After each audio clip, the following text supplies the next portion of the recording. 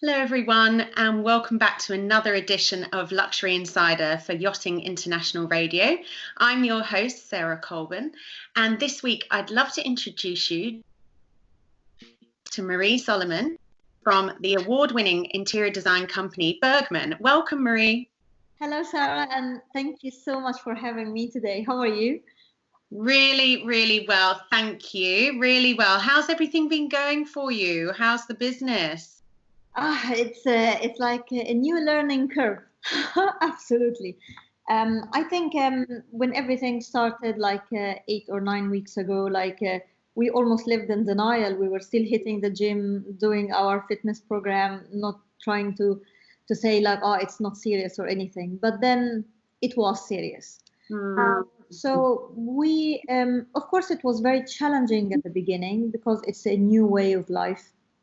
And I think I do believe we're doing well. The positive mindset, I think this is what really helped us, as well making a very considered decision on speed. So when we realized that this is actually a situation and we have to make the business stable, we have to take care of our people, of our team, of our clients as well. So of course it was very challenging, but I believe we have done well. We kept calm and carried on.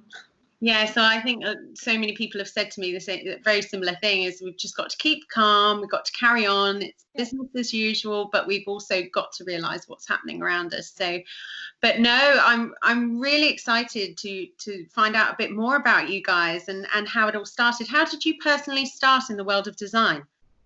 Well, the passion was there since I was young. I always thought like I will be a painter. I still paint, but more of a mental yoga. And then in 1999, I took the decision that I want to be an interior architect. So I studied interior architecture and then as well, and I did courses in painting, but for my own sanity. 2005, I started working, and 2010, I moved to London. And since then, we've been working. I had the honor of working with amazing designers worldwide. I used to work as well in Hirsch Bedner Associates in London, where I met Albin, my business partner, and my life partner as well. So we met and we used to design hotels back then. And that is really what we love doing. And then after a few years, we've been working, enjoying, making friends, and as well winning awards with our team in Hirsch Bedner. And naively, Sarah, this is really the truth that no one will tell you. Naively, we said like, you know what? Why don't we start our business? We can do it. And we thought, of course, like we are talented designer, we have the passion, and we will do it. So we did it, and we are absolutely in love with everything we do. But a huge part of the business, not just the talent, there is huge aspect that we've been learning together, like finance, marketing, branding, communicating with people, how to actually get business in the office. And on the media, sometimes you see all the glamorous stuff, but there is a huge learning curve at the background. Oh yes, always, always. And so when you met and you set up the business, what were some of the first projects that you did? Yeah, oh, that was exciting. So the first project we ever done, it was BXR, and I call it the very lucky penny. Like, so we were asked. We actually met the client, which is Olia. Now she's not just a client; she's one of our best friends, and she wanted us to design her penthouse. And this is when we met. And then after like 1.5 hour meeting, after the presentation, she said, like, I have a good news and a bad news. And I said, like, okay, exciting. Like, the bad news that you're not designing the penthouse. And my face just went like, oh, what have I done wrong? She said, like, because the good news, I think we will design together a boxing club. And back then, yeah, and that was a huge moment for me, because after maybe the meeting, she deviated the whole investment from her own house to BXR, and she's just a wonderful, talented in every aspect woman. Really wonderful. Oh gosh. Well, when I was looking through your portfolio, obviously the first things as I went down, I went, oh, BXR. Oh, look, there's Anthony Joshua. And then I went into that whole theme of thinking, wow. I mean, to have that as one of your first projects for the business is pretty spectacular. It was a great launch, and the minute we started working with Olia and Anthony Joshua and their vision and how to actually train like a champion, and you can see when he trains that there is that mentality that now we are adapting while COVID.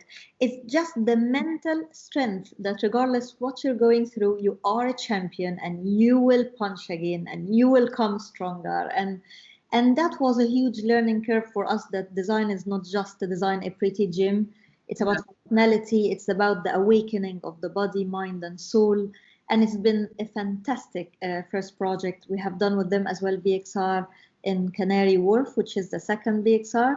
Yes, I've seen it. I've followed a bit of it because my husband's in a similar industry. But I must admit, when I was looking at your portfolio, I was thinking, gosh, where is this? You know, because it just looks so stunning. Thank you. And after COVID, you will come with me and we will do a boxing. Oh boy, I think my husband would be very proud if I did that. Oh dear, can you imagine? It's wonderful, and we are now. I will tell you. I will share a secret with you. So now we have got the permission to basically launch the biggest BXR to date in the Temple of Tower in the Battersea Power Station. So that's a fantastic spot. That's one of my favorite iconic spots when I used to get the train into London past Waterloo. Yeah. So we've been lucky with our first project, and then after that project, it just started getting there, and we started working on a wellness concept worldwide with Accor hotels and operators worldwide. But as well, we love hotels, so we've been lucky that we kept our passion for designing hotels and still doing it in different parts of the world. There is one in Brussels, one in Norway. There is an amazing one. I love it so much, the Harrington Hall in South Kensington. So we've been lucky with the project that we choose to work on, and the clients trust us with it. So we love it. Oh gosh, well, I know, again, I think that's how I connected with you originally, because I came across some work that you did with the hotel. Was it the one in Scandinavia? Yes, I think I was looking at, and I just thought, gosh, I must speak with you, because I know across the whole of the luxury industry, really, everybody is obviously slowing down a little bit and spending the time to explore and connect with other people. So I was so excited when I saw that project and was able to connect with you. This project is very precious to us. Of course, every project is precious, but this one is really very different. The site is not in Oslo, it's in Norway, in the northern point of Norway. So it's it's called Alta. And then when you get to Alta, you have to fly to a little island. And then the yacht, which we are designing as well. So the yacht take you to the island. And you have the whole experience where all the dogs and the sledge actually take you in winter where it's freezing, and then taking you to the villas. The site is 13 villas built on hills on stilts. There's no dynamite. Like, it's a very sustainable buildings, but truly luxurious. What we are designing as well, going back to the Norwegian culture, but in a contemporary way, and not taking what people think Scandinavian or what you see in Denmark or Sweden. So we have done lots of research, but the views as well from the spas, you have all the whales in front of you. Oh. We went to site a couple of times, and every time we go, we say like, but this is like paradise. Like, yeah, that to me is complete paradise. Yes.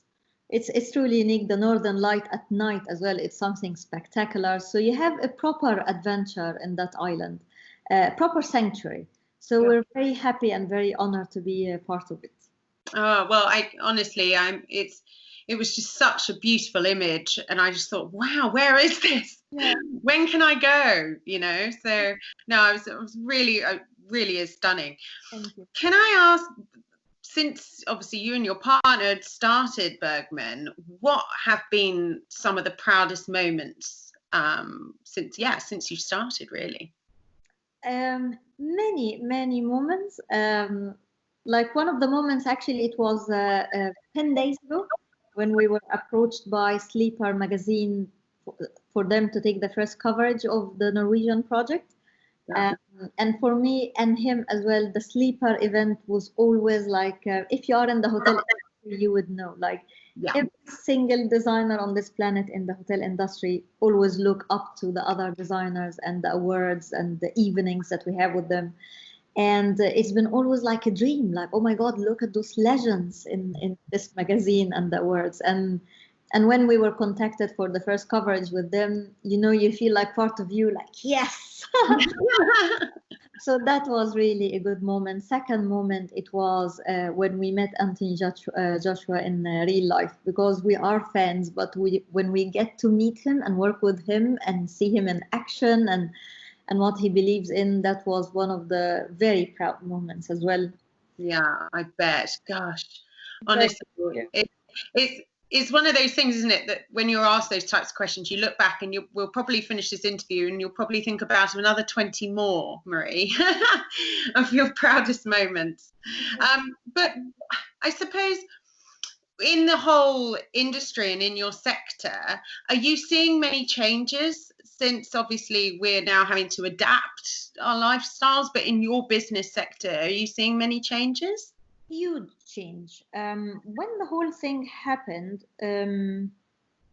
basically it made you realize what is important, as cheeky as it sounds. And at the beginning, because in our office, at least, like we have the hotel sector, we have the residential, we have developments, and then we have the Ocean Club by Bergman, and suddenly the residential part fully stopped. And it was a huge hiccup, and everyone thought like, oh my God, this is the end. And we said like, no, it's not the end. It's just made us realize, and we kept focusing on three things, and we kept saying it to the whole team every single day, whether by emails or when we Zoom with them or we call them. Be connected, be conscious, be creative. Be connected. We had to reflect that this is a wonderful opportunity to slow down and have more of a quality time, not just with friends and family, but even with architects that we've been working with, or clients, with a manufacturer. It's the time to say hello without chasing anything. Don't chase a product, don't chase a deadline or drawings or fee. Don't chase, just say hello and get connected. So I think that was very actually fortunate time to realize this. Be conscious about your thoughts and about your energy. It's very powerful. So we kept positive, but you have to be realist as well. We had to focus on meaningful words and meaningful relationships. What is really important and who do we connect with? Be creative. We found it the most important thing, and it's not creative in design-wise, but more of this chaotic time or challenging or unpredictable. It created opportunities. We had to experience or experiment new ideas, new business concepts, recognize the change, and we didn't try or we didn't fight it. We tried to play with it. Yes, of course, absolutely, and that's what you have to do. Yes. I just think it's what you were just saying before about staying connected and still having that creative side of things, knowing that you guys are there and things are still happening. You've just had to slow down a little bit. Yes, that it's not eternal. It's a phase, and matter of fact, enjoy it rather than get upset with it. And it took a few weeks. It took us at least 6 weeks to actually enjoy it. But now I feel it's wonderful. Like, let's just continue a couple of more weeks. No, I'm kidding. We actually miss our team a lot more than you imagine. But I'm thankful. There is a silver lining, huge silver lining. There is, and actually in the interviews I've just done, we've all agreed on the same thing, that there is the silver lining, and it has, made us reconnect with ourselves and the people around us, and like you said, your teams. So how many in your team in your London studio? So we are 3 studios of Bergman worldwide. We are here in London and we call it the Design Hub or the Design Kitchen. And then we have our team of architects based in Delhi, in India, and they support us in all the drawings. And we have a team in Singapore who's doing all the 3D Max in-house.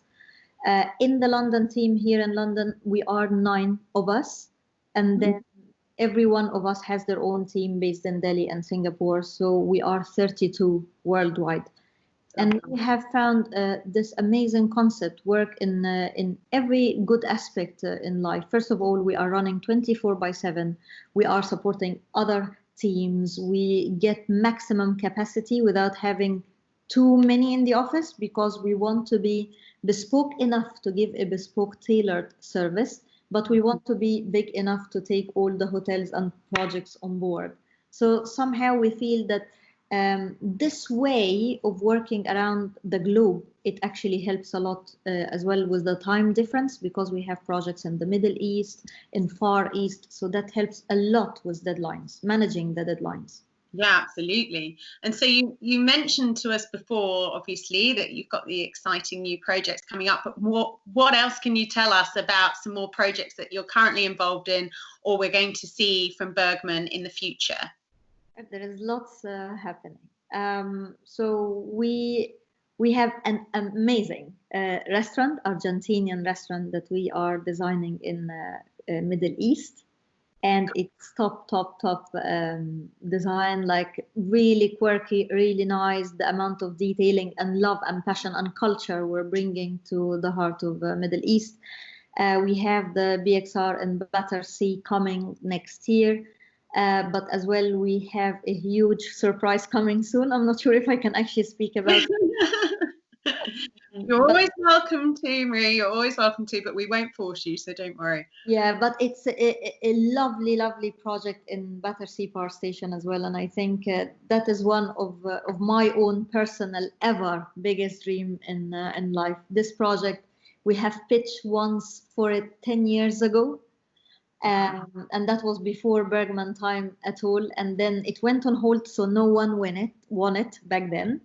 And then suddenly now we were asked to pitch for it, but while Bergman, and it's happening. So I feel like, see, like you visualized it, and it's happening. Yes, so that is starting in hopefully in few weeks, and then once we are allowed to say the name, you will be the first to know. Thank you. We really look forward to that because I'm sure our audience will do as well. And they've already fallen in love with Bergman, so I'm sure they're all over the internet right now just having a look and seeing of everything that you've done so far. Thank you. Just my final question really is, how would you predict now, since obviously the pandemic, that the design, I suppose, the whole design sector is going to be in the future? I think it's not just the design. I think real estate and design will change dramatically because we are hand in hand whenever it comes to residential design, but even hotels. What we're seeing with hotels, it's more going towards the nonchalance, like because hotel has or had used to have this, everything has to be glamorous and more is more, and while now the hotels want to feel it's home away from home. Effortless without actually trying too much. So what we're trying, this is what the hotel are trying to do. And with the residential, they are going towards more of being original. It's almost like slow fashion, but in the design industry. So people are more like, oh, but what about we recycle, and we are more into antiques. As well, after Corona, what we found that people has huge love for art, but now they got even more brave to invest in art. So in the past exactly 4 weeks, we have done lots of purchasing art for our clients because they are in the house. So they want to see art. They want to be surrounded actually by wonderful things around them. And suddenly people, instead of being out running, Ubering, going to meeting after meeting, they are in the house and they want to be surrounded by beauty. That's Absolutely. It was so funny because I was talking to an art gallery yesterday who are going to be in one of my interviews next week, and they said exactly the same thing. They've never been so busy because they have literally, because everything's slowed down, people are now appreciating more about what's around them and surrounding them, like pieces of magnificent art. So yeah, I think everybody's on the same page. But so if I think more sustainable as well. That will be. I know that it's been already for a few years now, and we work with BREEAM and many things to make the design more sustainable. But I feel even after this period, the sustainability will take huge another level, and it will be amazing to see how as well the planet will recover, but how amazing the designs will be because it will be more raw and more true. Yes, absolutely, and more honest to the eye. Yes. Yeah, I'm really looking forward to it. Well, Marie, if our audience want to get in touch, you've got Instagram and obviously your website as well, and we will post your information after the video. But yeah, it's been wonderful speaking with you. You too, Sarah. You made my Friday, and that's really wonderful. And I'm so glad we reached out to each other and connected. Like you said, that's what everybody is needing to remember, the good that's come out of this. So we've all adapted to change, but we've also connected with other people as well. Absolutely. So yeah, it's wonderful. Well, thank you so much, Marie. Thank you Thank you everybody for watching, and we'll see you next time. Take care and stay safe.